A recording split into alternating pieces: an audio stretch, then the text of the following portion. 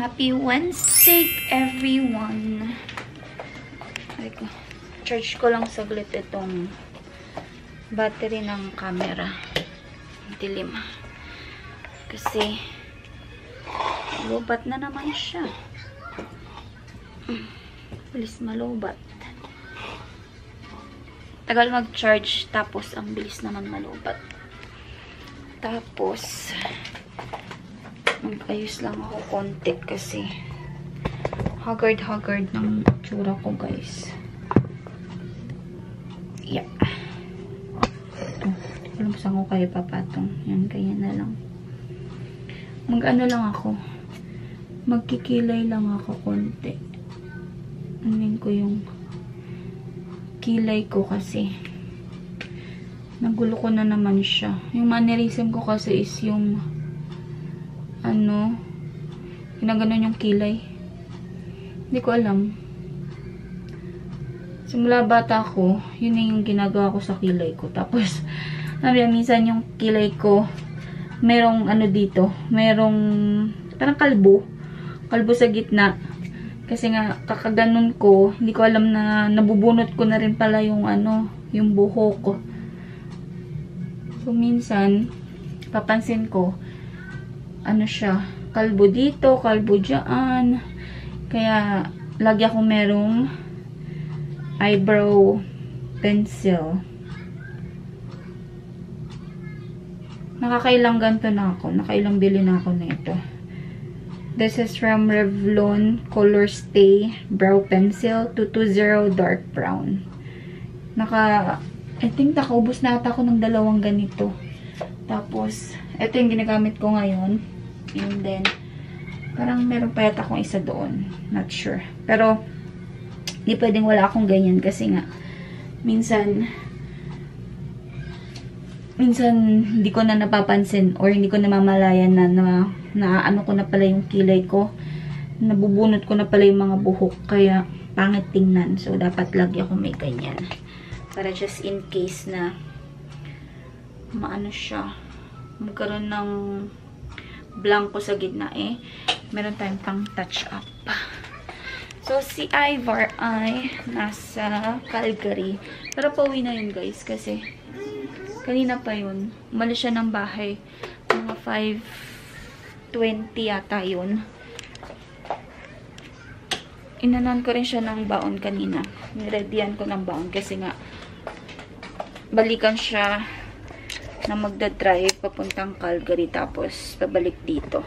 Yung company kasi nila, yung part-time niya na school bus, merong kukunin na school bus doon sa Calgary. Tapos, pagpabalik, ida-drive na ni Ivar yun. So, papunta sila doon sa Calgary, meron silang service. Tapos, nung pauwi na, ayun, dinadrive na nila yung school bus na dadalhin dito sa Saskatoon. Sabi niya, parang mga 4 hours or 3 hours pa yung biyahe niya. So, mga 8 or 9 pa ang dating nun. Right now, it's almost 6 o'clock na ng gabi. So, ano lang ako, nagluto na ako kanina ng food. Naggulay ako, tsaka nagliempo. Magsasaing na lang ako ng, bigas kasi. Konti na lang to eh. So, dito na lang sa maliit kasi meron pang sinaing konti. So, ito na yung aking sasaingan.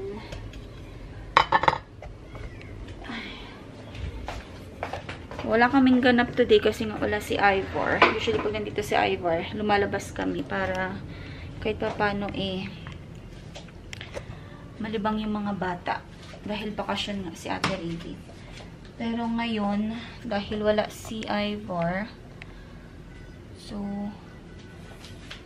dito lang kami sa bahay. Tingga kami sa bahay. Dapat mag-spray park kami, kaya lang nakatulog si Ate Ricky. Tatlo lang isasain ko.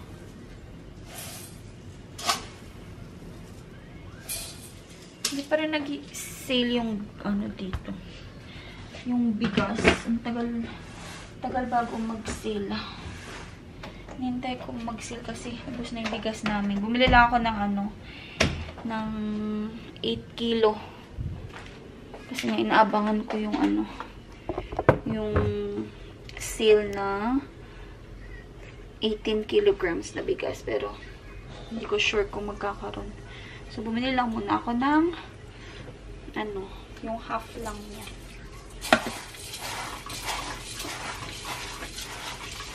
So, yun lang naman ang aking yun lang yung gagawin ko ngayon dahil nagluto naman na ako.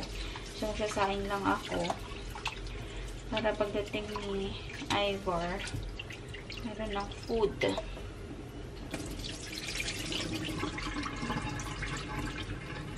Pasok ako tomorrow, guys. Pero, hanggang 1:20 lang naman. Tapos, dapat close kami ng Friday. Ewan ko bakit biglang nag-open. Ayan, pasok ako ng Friday. Saturday, hindi ko pa sure. Hindi ko pa nakikita yung schedule. Sinabihan kasi ako nung manager namin na open daw kami ng Friday. So, binigyan niya ako ng schedule.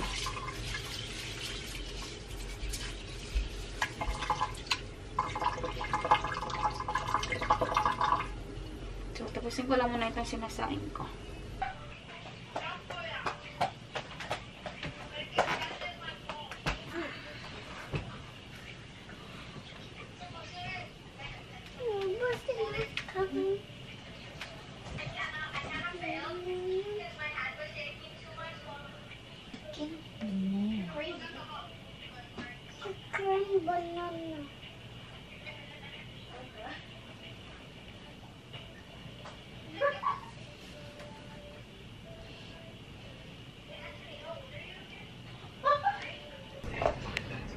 Ivor is here! He's here! He's here! Say hi to my vlog! Smile! Smile! Yeah, I'm closing the door. Tingnan ko muna ito. Ano kanin?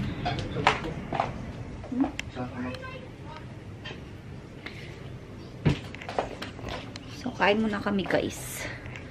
Dinner. It is 8:49 ng gabi. So, mag-dinner muna kami. So, ito yung niluto ko kanina. Yung sayote, ginisang sayote. Tapos, yung liempo. Tapos, rice. Yan. Kain tayo, guys.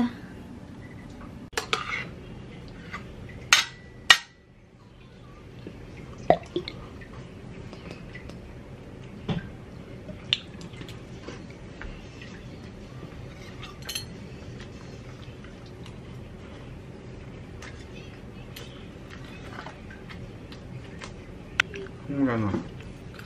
Kanya na kayo? Yan. Matatanda.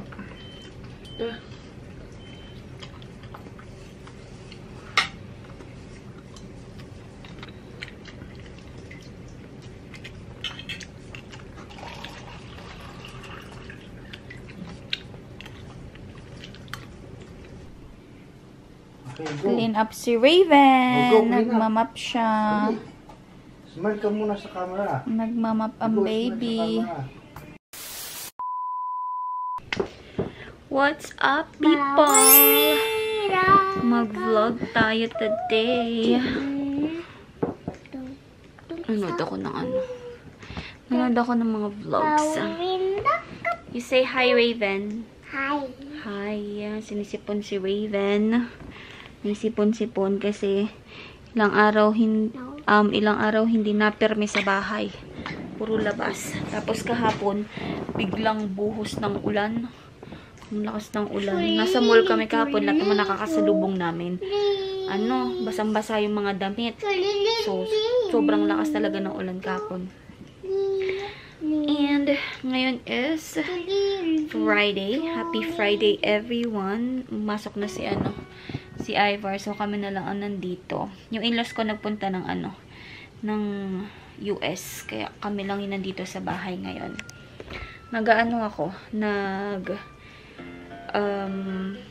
Tag dito, pinagsasama-sama ko yung mga dadala namin for outing.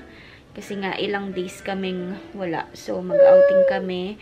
And, yung mga binili ko na mga gamit, pinagsasama-sama ko para at least isahang bitbitan na lang. At yung talagang hindi ko siya makakalimutan kasi makakalimutin ako, guys. And, ang layo ng biyahe kung sakaling makalimutan ko yung mga kailangan dalhin. So, meron din akong lista or checklist, gagawa ng checklist. Pero gumawa naman ako. Yun yung ginawa ko kanina. Pakita ko sa inyo. Wala siya dumi. Ayan o. May checklist ako. Ayan.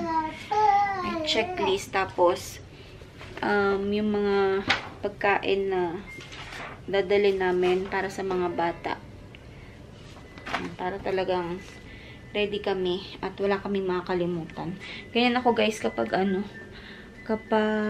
may mga outing or mga long drive, talaga ako. Naglilista. Yeah. So, ito yung aming airbed or air mattress na dadalhin. Dito muna namin nilagay kasi wala kaming mahigaan dito sa sala. Meron kaming couch pero pag gusto namin humiga, wala kaming mahigaan. So, dito muna namin nilagay. This is, double size na bed. Yung queen size namin, nandun sa kwarto. Ito. Ito ko sa inyo. Ito is sleep. Ay, no. Kala ko sleeping siya. Ito yung isang airbed. Dalawa kasi yung airbed na dadalhin namin. Isang queen, tsaka isang double. Tapos ito, kabibili lang namin nito kahapon sa Mountain Warehouse. Ito yung solo camping cook set. Pakita ko sa inyo yung itsura niya. Ang hirap lang mag-vlog kapag isa lang ang kamay. Ganda talaga pag DJI ang camera mo. Ayan. Meron siyang lagayan. Pero maliit lang din. So, ayan siya. Isang bigger size, isang small size. So, ganito siya kung sakaling gagamitin mo. I think ito, pag nagluto ka ng ng sunny side up na egg or scrambled egg. Ayan, ganyan siya. Yan ang itsura niya. So, ito yung handle. Tapos, pag gusto mong ibalik, para space saver siya, mo lang yung handle niya. Naka-sale kasi siya, tingnan nyo. $36.99 ang original price, $11.99 na lang. Tapos, magdadala kasi kami ng cup noodles. So, perfect siya kapag magpapainit ng tubig. Ayan. Pero bala ko sana kasi magdadala ng yung electric kettle. Kaya sabi ni Ibar, yun na lang daw. Kasi magdadala din siya ng maliit na kalan. Tapos, eto, bumili ako ng picnic table. $32.99 ang original, $12.99 na lang. Tapos, malaki pa siya, guys. Meron kasing, doon, lake and indoor pool. So, pag nag-lake kami, eto, magagamit ko to. Inopen ko to, malaki siya. So, maraming makakaupo. And, ito yung aming queen size na bed. Hindi ko pa siya, hindi ko pa siya nilagay dun sa binili kong ano ba yun? Yung parang storage bag. Bumili kasi ako ng malaking ano yun? Loko. Bumili ako ng malaking storage bag sa Amazon. Rico, eto siya. Yan.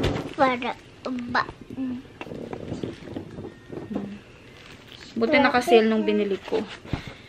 Inabahan ko talaga siyang mag-sale kasi last na check ko, hindi siya naka-sale. Tapos nung parang nag-prime day deal, ayun, nag-sale siya. So, ito na lang yung binili ko. 4 na piraso na malalaking bag. Pag mismong araw na gagamitin ko na siya, ipapakita ko sa inyo para ma-share ko kung ano yung mga pinaglalagyan ko ng mga gamit. So, ayun. And then, yung ibang mga gamit namin, nandun sa my furnace. Doon ko muna tinambak para pag-aalis, isang bitbitan na lang. Tsaka, mag-ano pa naman ako, parang mag-check pa ako kung nandun yung mga sinulat ko sa aking checklist. So, yun yung aking ganap for today. Nag-prepare ng mga kailangan i-prepare para sa dadali namin sa outing. May sipon si Raven. Gamitan natin ng Hydra Sense.